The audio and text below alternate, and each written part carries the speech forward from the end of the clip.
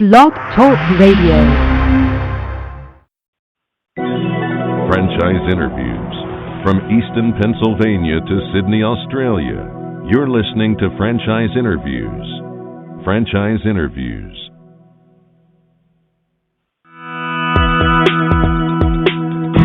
Welcome to Franchise Interviews. Franchise Interviews has been giving an up-close, behind-the-scenes look at franchising and entrepreneurship. Listen to interviews with franchisers, franchisees, franchise authors, franchise experts, and attorneys. And now, welcome your host, Marty McDermott, and Franchise Interviews. Blog Talk Radio.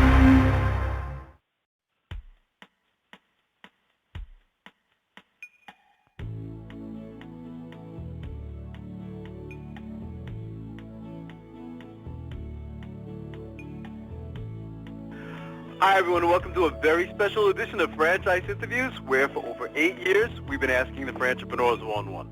I'm your host, Marty McDermott. I'm the president of Franchise Interviews, and we have a great show today. We're meeting with Sean Brennan, the founder and CEO of The Pie Hole.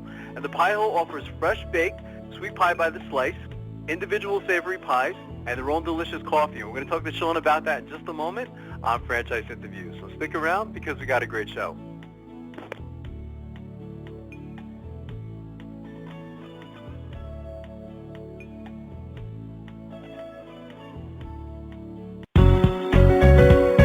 Are you looking for a franchise that delivers? Businesses will always need shipping, and for more than 25 years, loyal customers have depended on Unishippers for reliable savings and exceptional customer service. Unishippers is focused on just one thing: helping small and medium-sized businesses save time and money on all their shipping needs. And as the largest reseller of complete shipping services in the country, we have the buying power to ensure that we succeed. The Unishippers franchise offers low startup costs, no equipment or real estate required because they're not retail, residual income, and a quality of life and work-life balance. For more information on becoming a Unishippers franchisee, go to www.unishippers.com and click Franchise Opportunities, or call Franchise Development at 801-708-5822. That's 801-708-5822.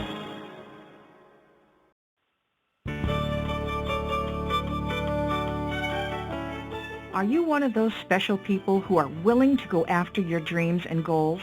Are you ready to fulfill that dream of owning your own business with the security of a proven brand? The opportunity to take control of your future and own a Rita's Italian Ice franchise is within your reach. Rita's is seeking success-oriented individuals who are ready to make a change in their life, and Rita's offers unparalleled training and support to assure your success.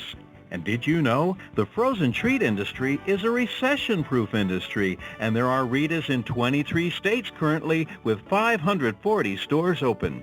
Rita's Italian Ice has been around for 25 years and is listed as a top-performing franchise by the Wall Street Journal. Now here's the really good part. Rita's Italian Ice is a unique and amazing taste treat. It's smoother than a snow cone, and it combines ice with real fresh fruit. The real fruit adds dramatically to the taste, and it comes in over 40 flavors. The ice and fruit are mixed on site and made fresh daily, and it is delicious. You'll want to know more about this exciting and successful franchise opportunity. Go to www.ownaritas.com and get all your questions answered. That's www.ownaritas.com to take control of your dreams and future today. You don't want to wait any longer to be a part of this adventure. www.ownaritas.com.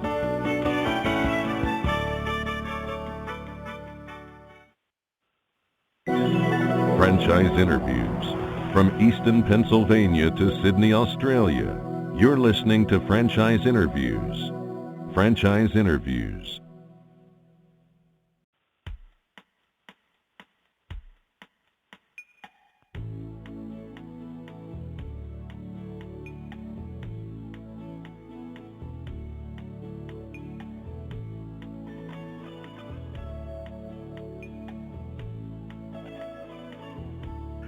Hi, everyone, and welcome back to a very special edition of Franchise Interviews, where for over 8 years, we've been asking the Franchipreneurs one-on-one. I'm your host, Marty McDermott. I'm the president of Franchise Interviews, and as we were saying earlier, we have a great show today. We're meeting with Sean Brennan, the founder and CEO of The Pie Hole. And The Pie Hole offers fresh-baked sweet pie by the slice, individual savory pies, and their own delicious coffee. Hey, Sean, how you doing? Welcome to the show. Great. Thanks for having me. Oh, it's my pleasure, Sean. We always like to ask our guests where you're calling from this morning. Los Angeles, California. Oh, fantastic. How's the weather out there today, Sean? Perfect as usual. That's right, isn't it? Sunny. It never rains there. Mm-hmm. That's fantastic. You know, it's interesting because, I'm originally from New Jersey and my wife's originally from New Jersey. And when we were reading about the Pie Hole, Sean, no idea that, you guys actually have a place in New Jersey, don't you? When I was reading about Becky, I think she won the New Jersey State Fair, isn't it? Like pretty much, was it 7 years in a row or something like that? Yeah, my fellow founders are a mother and a son who are originally from New Jersey. And their pie fame came from winning the New Jersey State Fair many, many times, and also the local legend that comes with having amazing pie recipes. So Becky's still on the East Coast, and Maddie and I are on the West Coast, and we run the day-to-day operation. That's fantastic. Maybe we could talk a little bit about, the history about the whole, how the whole thing got started, Sean, because I think it's an interesting story, and it's one of the things we look for. We've been doing the show now almost 9 years, and we always look for something interesting and different, and then we researched the Pie Hole. We said, wow, this is a really cool concept. Maybe talk a little bit about the background, how this all started. Well, like I said, Matt and his mother always had a dream to open a pie shop.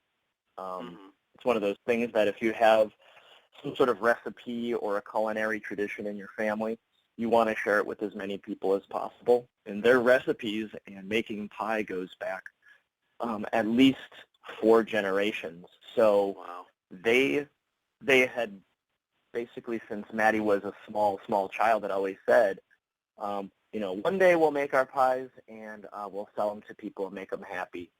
And as you get older and you start to think about fulfilling your dreams in a very real sense, Maddie and his mom think about really doing this.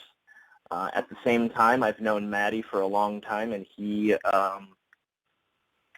approached me and said, hey, we need an operator and we need a business partner and someone who can help us see through our dream. And I was really passionate and excited about the idea. So in 2011, we opened up our first shop in the Arts District of Los Angeles, and has been a success ever since. That's fantastic.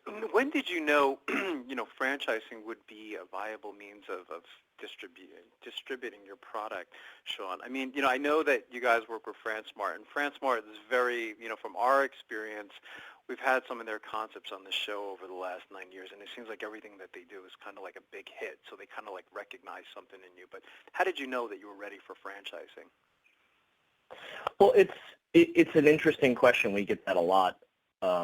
And we try to keep our philosophy and our motivation very simple. It's our goal to take what we do, which is comfort food, sweet and savory pie, excellent coffee, and our goal is to be able to provide that to as many people as possible. We've seen restaurant concepts grow and scale in a way that degrades the product, that decreases the overall value to the customer. And what our goal is to actually increase the value and make our expectations even higher as we grow. As we learn more about franchising, we realize that really what we're doing is you are opening up units and pie holes that are the same or even better than the corporate-owned stores where you are, because you can leverage all of that local talent. You can make your pies locally. You can help with the franchisees, help understand the local marketplace much better than having a overwhelming corporate apparatus that tries to stick a square peg in a round hole. And franchising is just part of a balanced growth strategy that we think will help us get the brand out there and get people to know what a really great slice of pie and a really awesome cup of coffee tastes like. And it's franchising that really piqued our interest. And now that we have some franchises in development and we have one open, it's really interesting to us to see how we have learned from them as well. And we think that the learning process and the growth process is good for both sides, and that's something we want to continue. It's going to be interesting, over time, 5-10 years down the road, Sean, to see like some of the different flavors, that might be, popular in California versus New Jersey, or Florida, or, really any part of the United States. I think that's going to be, very interesting, so it's really fascinating. Who gets credit for the name? I mean, the name is very clever, I mean, a lot of times we get people who say to us, who's going to be on the show this week? And I said, okay, the Pie Hole. And I'm like, wow, what's that? That sounds like a really cool name. Who gets credit for the name? And maybe we could talk like a little bit about some of the products that you guys carry. Yeah, so the name, as you might probably have guessed, it came from a dinner time conversation between the family founders. Yeah. And they were talking about, well, if we open a pie shop, what should we call it? There was probably a few glasses of wine involved. And I think that, once you have a good idea and something that will stick, I mean, you really want it to resonate with the consumers and people who will not forget the name easily. We're talking about pie and coffee here, and we don't want to take ourselves too seriously. In Los Angeles, which is an extremely competitive food town where branding and celebrity chef and all of those things can really factor in to the success of a restaurant, it was our idea to sidestep that and do things very simply, stick to what pie, coffee, great customer service, and provide to people what they've always wanted, which is comfort food in a casual setting. Yeah, and the Pie Hole just kind of goes along with that. We wanted the name to match the concept. So that's great. It's funny, Sean. In doing this show almost 9 years, I can't tell you how often you hear a story like that of like the family just being together and say how are we going to come up with the name, and I've heard that a couple times. Having a nice glass of wine and coming up with the name of the business is really quite interesting. So and it sounds like the Pie Hole is from looking at the videos and researching the website and everything about you guys, it's an experience, as you said. When you go in there, it's an experience of just kind of like relaxing and having that type of environment. And there's been several instances, in the interview already that you've used the word simple, which kind of like is probably why, the Pie Hole can be franchised, because it seems like it's a simple concept to duplicate, whether it's in Los Angeles or, New Jersey or Miami, wherever it may be. This concept can be duplicated, can it? Right, and that was our focus. I mean, we didn't think about franchising. We didn't think about multiple units when we first opened. It was, let's open up our first pie shop and see where it goes from here.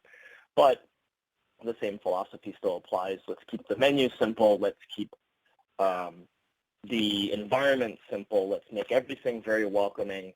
And that way, less moving parts makes for a more simple operation. You can really focus on the product and the service. And that hasn't changed. In fact, I think it's probably a lot more simple than it ever was. That applies, like you said, it's interesting that if you look at different regions, whether it's New Jersey or Georgia, there's different, we're a seasonal pie shop, and, we have a strawberry rhubarb on our menu at sometimes, and most parts of the country don't even know what rhubarb is. Wow, that's true. Yeah, and our peach pie may not be successful. The current peach pie we have on the menu today may not be successful in Georgia. We have to let them analyze the local market and be able to figure that out. And it's really not about being like the Cheesecake Factory or a restaurant that has multiple, 20 pages to their menu. But really keep it focused. People walk in, you can make an easy selection, and you're on your way, and you're into the product rather than having to make difficult decisions, before you even had your first cup of coffee in the morning.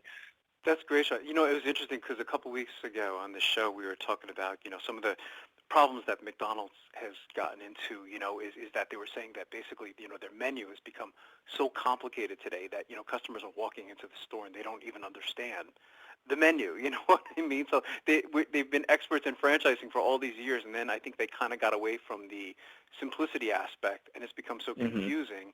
And I think now they're trying to get back to saying, wait a minute, we've fallen off track here. Let's go back to keeping this thing simple, which was where all our success was, So, Right. So it's kind of interesting. How's technology, or is technology even used in the business, Sean? I mean, I'm sure it's a lot different from when Becky was making pies 50 years ago, but, how are you using technology today? Well, so it's interesting. So in the front of the house, at the register with our loyalty program, using social media, or ordering systems, fulfillment systems, really the whole point of sale is heavily leverages technology. But in the kitchen, it's still old school. We don't have, we're rolling dough every day. We're cutting out the lids to our pot pies. We are hand cooking down the chicken for the chicken pot pie. The apples are cut right there in the kitchen. Now, those systems and what we're doing is really efficient, but you can't really use technology in a kitchen for something like pie, at least at the scale that, if we're talking about 1,000 pie shops, maybe there's some sort of supercomputer that can help us out, but really it's old school in the kitchen. And we use things, we have some pretty sophisticated worksheets and things like that to make sure that our costs are low. And but really the front of the house and point of sale is all the technology, and then on the back end it's really a lot of really great chefs rolling dough and making pie. And we think that we're going to try to stick with that because we want people who are making the chefs who are making the food to feel connected to the homeness of it, to the family of it, and to the authenticity of the product, because we think that will help us translate that to the consumer. Yeah, I think that's well said. I think that's so important. One of the questions that's fun to ask on the show, someone like yourself, Sean, because you were there at, pretty much the beginning, is, what's been the most interesting thing that's happened to you up to this point? I'm sure you've had a dozen things that you can name, but is there anything that stands out? I'm sorry, you broke up there. I didn't hear what you said. Oh, okay. Sorry about that. Yeah, no. Okay. I said, one of the questions that's fun to ask on the show is because you were there at the beginning when all of this happened, is what's been one of the most interesting things that's happened to you, since launching the Pie Hole? I'm sure you have dozens of experiences, but does anything particularly stand out? I think there are two. One is that I'll be wearing my Pie Hole T-shirt somewhere like New York City, where we don't have a pie shop in New York City, and we're relatively small in our own market, let alone nationally or internationally. And I've had people jump out of cabs and yell, "Hey, the Pie Hole! I love the Pie Hole! You guys are awesome!" or something, Oh my right? God. That's a great feeling. I imagine it's a great feeling. I don't know what the feeling is like, but it must be great, though. Right, and we have, we've had people come in, when I'm down at the shop, I don't work at the shop anymore, but I'll be down there working on my laptop, and I have people who recognize me from the first couple months we were open, or have seen me on TV, local TV, and come in every single day. These are regulars, and they're so excited to see me, they want to get their picture taken with me. And it makes my face turns red, and I'm just like, oh, let me just buy you a cup of coffee, something like that. But it's just really, there's something about the brand, and there's something about pie that just makes people feel this connection to the brand and the people, and it's really special. I've worked in the restaurant industry for a long time, and whether it's fine dining or, a coffee shop, it's just really interesting to see the emotional connection we can make with people. And I would say the second thing that's the most interesting or surprising thing is that, when we first opened up the Pie Hole, I set my Google alerts and all my social media to be able to track when somebody mentions us, or there's competitors popping up, or just to keep track of the industry, because the pie, the American pie shop concept was relatively new, and we like to think we're pioneers in that. And now there are pie shops in every major city, with the goal to scale. You can tell by the way they're branded and the way that they do their marketing. And then also the pie shops that have already existed, because we know there have been the real old school versions of a pie shop, that have been around for 20, 30, 40, 50 years. Now we're doing really, really well. So I think pie, especially savory pie, because most people think of pie, they think of sweet pie, has really come into its own. And I think we've really helped because of our national exposure and just the success in a place like LA, which gets a little bit more visual exposure than I think if we were someplace else, has really moved the entire cafe bakery market to look at pies and comfort food more seriously. So, and that's been really, really cool. I mean, it's not cool to have a lot of competitors in your home market, but we're doing great, and we're happy to see that people are jumping on what we believe is a very passionate calling. Right, because you guys are a pioneer, Sean, if you think about it, in the industry, that's what I got, when I was researching, the Pie Hole brand. And I think, speaking of the Pie Hole, I think the brand makes people feel something, doesn't it? I think it's one of the things I'm getting in speaking to you as well is, when they hear the Pie Hole, it makes them think of something, and it's something pleasurable, or something, as you said, comfort, but there's a positive feeling behind it. And I think that's going to be, one of the big things, that happen with your brand, particularly over the next 5 years as you continue to grow, is you're going to associate your name with, comfort and, as you said, that experience, So I think that's really, fantastic.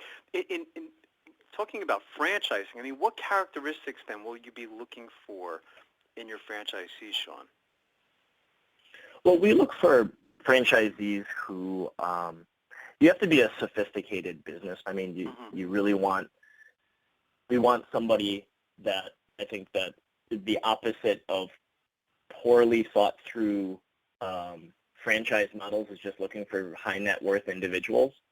I think it's more important to look at, I don't know if there's a high net entrepreneurial spirit. Really, you have to be passionate about the brand. You have to understand some very basic metrics like a P&L, service systems, implementing systems, and how to manage other people. And have some sort of track record of operating a successful business in the past. It may not have to be a restaurant business. I mean, preferably a restaurant experience would help. Because these are long-term relationships you're creating. Oftentimes 10, 20 years, and we want our success to be franchisees' success. There has to be a good personal fit between the brand and our culture, and with the franchisees as well. So really, we're looking for those elements. It sounds like you're not just looking for someone who's interested in baking pies. There's a great book. I don't know if you ever read it, Sean. It's called The E-Myth Revisited, and Michael Gerber talks about this woman who, all she ever wanted to do was bake pies, and she didn't sound like a business savvy person. You were mentioning the importance of understanding, P&L statements and things like that, So, I think you provide a very good description of, who you guys are actually looking for. Because you've been doing this a while now, I mean, you can kind of paint the picture. A lot of our listeners, we call them aspiring entrepreneurs. They have it in their mind that, they want to get into franchising. How would you describe maybe a typical day as, if there is such a thing, for a Pie Hole franchisee? Well, a franchisee is a little bit different than just the Pie Hole operator, because, the family, Maddie's wife, Lindsay, and many of our original employees are still the core of the business. We're the trainers, we're the franchise support mechanisms, but we're also operating the Pie Hole corporate as well, our corporate-owned stores. So I would say the biggest difference is that we work probably, 80 to to 100 hours a week, and I wouldn't think a franchisee would need to put that much time in because we've already figured out how to operate a pie shop without having to mortgage all of your time during the week to operate it.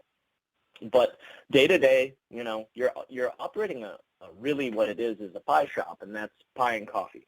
So every day you come in and you're really using all of the systems, and you're tweaking everything you learned from the day before to make everything just a little bit better than it was the day before. So a franchisee's main goal is to be in constant contact with the franchisor and say, hey, this is what's going on. This is what the marketplace looks like. This is how people are responding. And our job is to help support, make adjustments, and to really support the success of the franchisee. I think one of the most important things that we learned that we would be training the franchisee on right away is the support in making sure your financials and your metrics are really, really in line and very efficient, so that you can, from day one, be seeing a profit,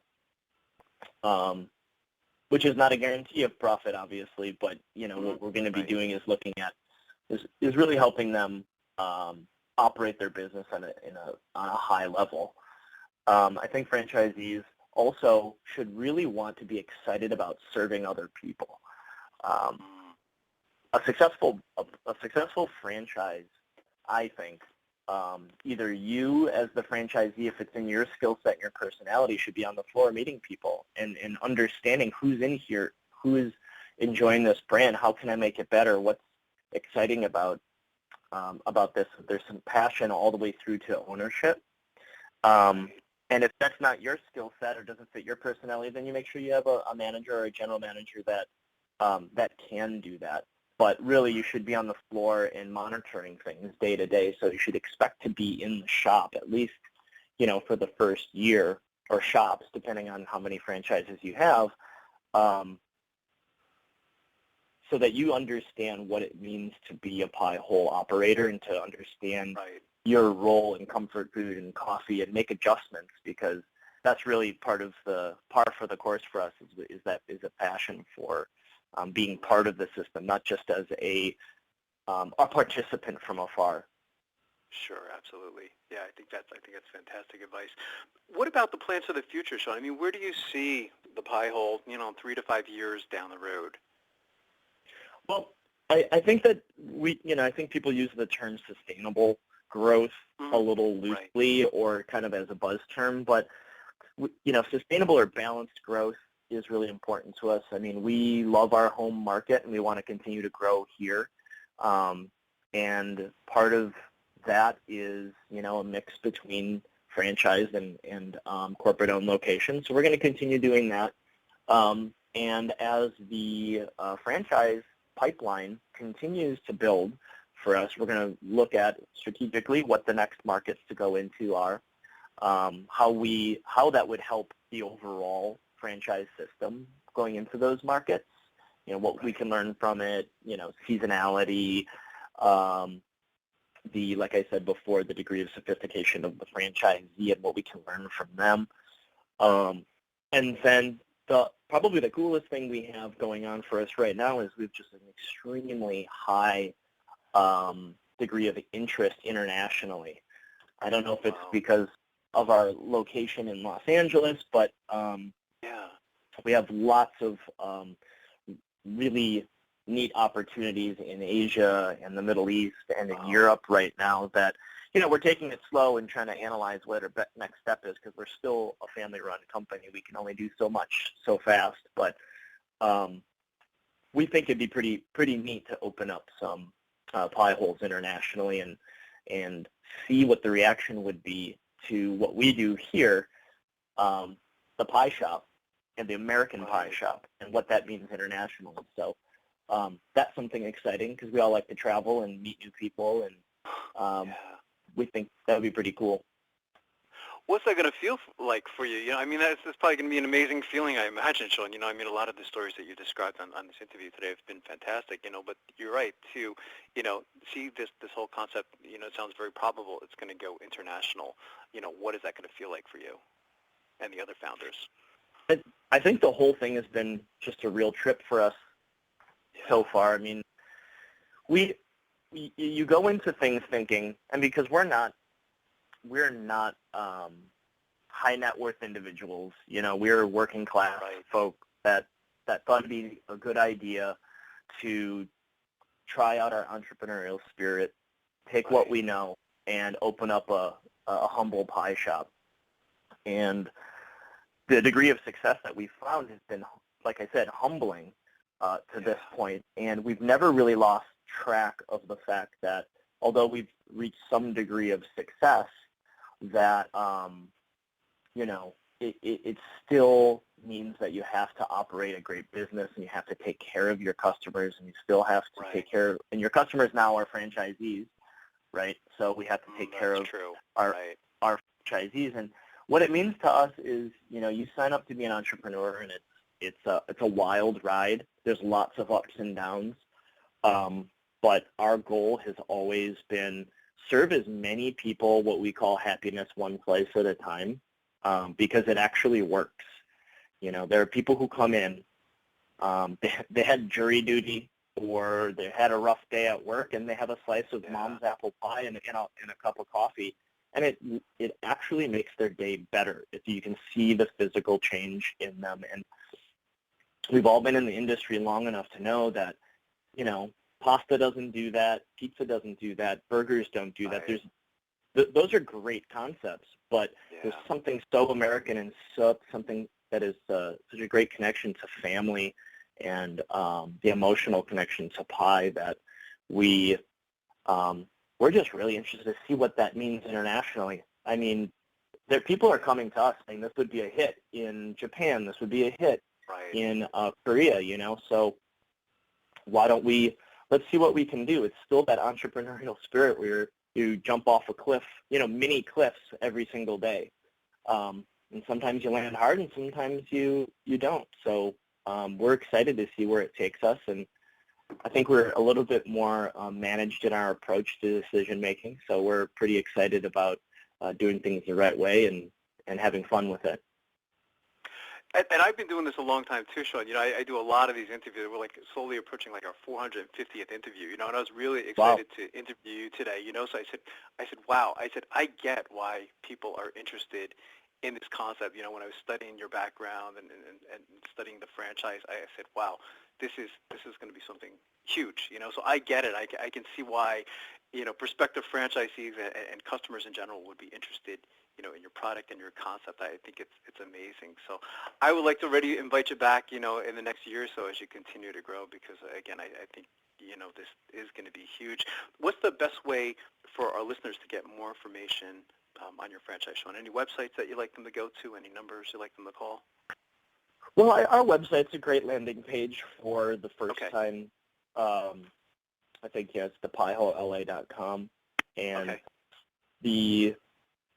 but a great way to stay connected with us, to get a feel for who we are and what our culture is about, and get to see our neighborhoods and some of the people that work at the Pie Hole, and who our team is on social media. I think that Facebook and Instagram are the two, at the Pie Hole LA, are the best ways to do that. Twitter is pretty good too. Twitter's not as awesome as it used to be for restaurants because it's less visual.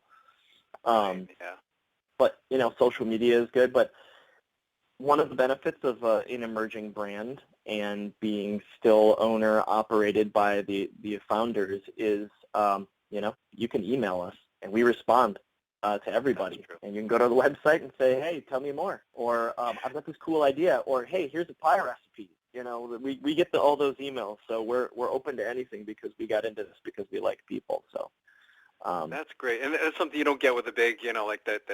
Just not to pick on Subway or something like that, but I think they're up to like about 37,000. And if you try contacting Wow. like a founder, Fred DeLuca, good luck as far as getting like an email back from someone like that. You know what I mean? So Right. you're right. I mean, there's so many benefits, to dealing with your type of franchise system. So I think it's fantastic. So it was great to talk to you, Sean, and I'd really like to invite you back. As we mentioned earlier, as you continue to grow, because I think this is a truly great concept. So it was a pleasure to have you on the show.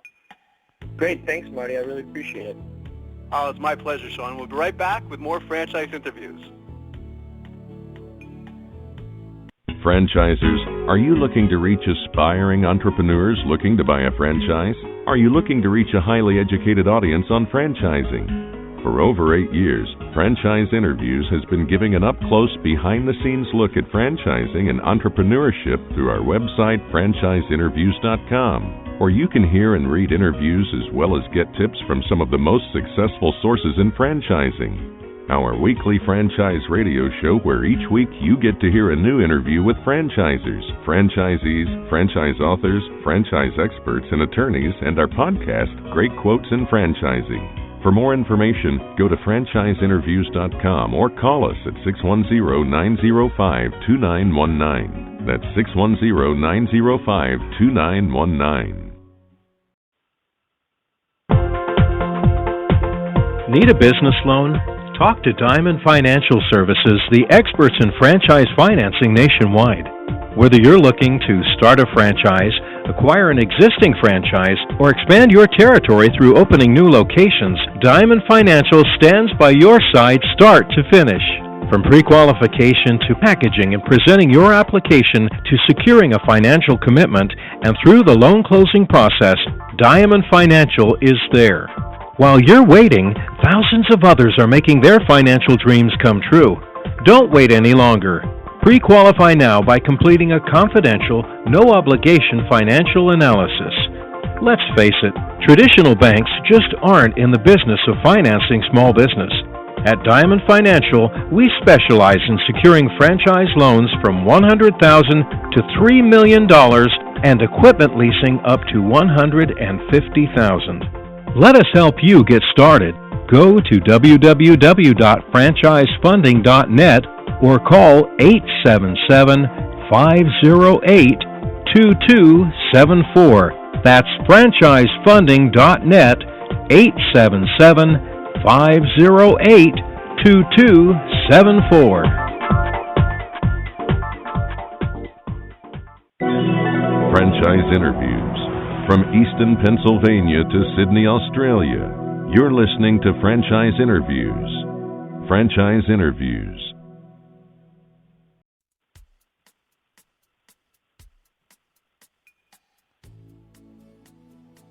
Hi everyone, this is Marty McDermott, the president of Franchise Interviews, and welcome to another edition of Great Quotes in Franchising, where each podcast you get to hear a great quote in franchising. And if you're new to Great Quotes in Franchising or new to this podcast, we've been hosting Franchise Interviews now almost 9 years, almost 450 shows. And what we've done is we've taken clips or highlights or great tips from our show, and we've made them into this, what we call Great Quotes in Franchising podcast. And you have some of the most knowledgeable people in the areas of franchising that typically make the podcast. But we hear that every so often. We go back and listen to the shows as often as we can. And we say, wow, that's it. That's brilliant. We have to share that with our listeners. So if you don't have 40 minutes to listen to our weekly radio show, you can come and listen to our Great Quotes in Franchising podcast. And I think we're up to almost number 50 at this point. So we're going to have to celebrate that milestone as well. But today's podcast is with Steve Caldiero, who is the president of the International Franchise Association. And Steve says something that's been said on our show. It's probably our second most used quote in the 9 years we've been doing the show. The number one quote on our show is asking the franchipreneur who owns one. And, it's interesting. If you go back and listen to our older shows, which you can hear all of them, by the way, on franchiseinterviews.com, we used to say asking the entrepreneur who owns one. And then we had Michael Gerber on the show one day, and we realized, we probably shouldn't be saying entrepreneur. Even though franchisees, we still think our entrepreneurs, they're a special type of entrepreneur. So we call them a franchipreneur. So The most popular phrase on our show is asking the franchipreneur who owns one.